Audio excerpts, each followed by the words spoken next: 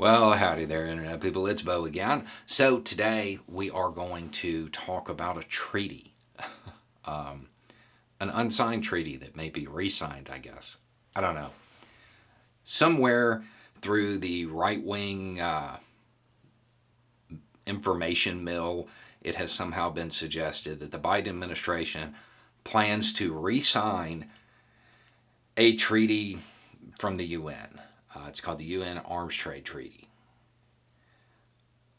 There were a whole bunch of messages sent about it, some just asking what it is, and some people wondering if their uncle who thinks this means the UN is coming is right. Okay, so let's go back to where all of this started to answer what it is. We'll start there. It's an arms trade treaty, exactly how it sounds. It regulates conventional arms, specifically the illegal international transfer of conventional arms. That's what it's about.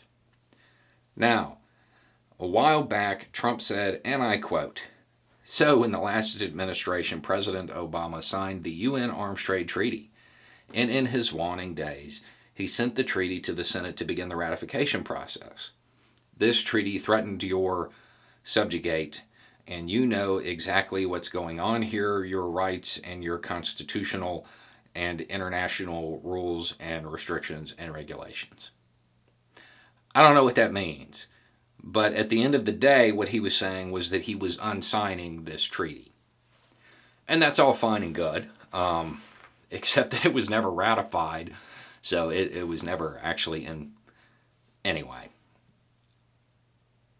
this whole thing is a talking point designed to make people believe that somehow this treaty from the UN has something to do with Americans buying guns. It doesn't. It doesn't, flat out. In order for the treaty to come into any kind of effect whatsoever, the arms sales have to be international and illegal. So, if this treaty was to be ratified and truly be enforced and everything, it does not stop you from going up to Guns R Us and buying the newest thing so you can look cool at the range. Has nothing to do with that. If you wanted to fill out the paperwork and import a bunch of Yugo Mausers or something, doesn't have anything to do with that. It has to be illegal and international. It has nothing to do with private ownership whatsoever. So how might this apply to an American?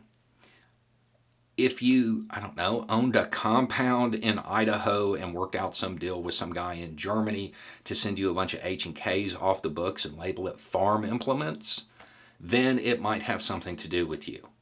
If you bought a bunch of guns in Arizona and drove to Mexico to sell them, then it might have something to do with you.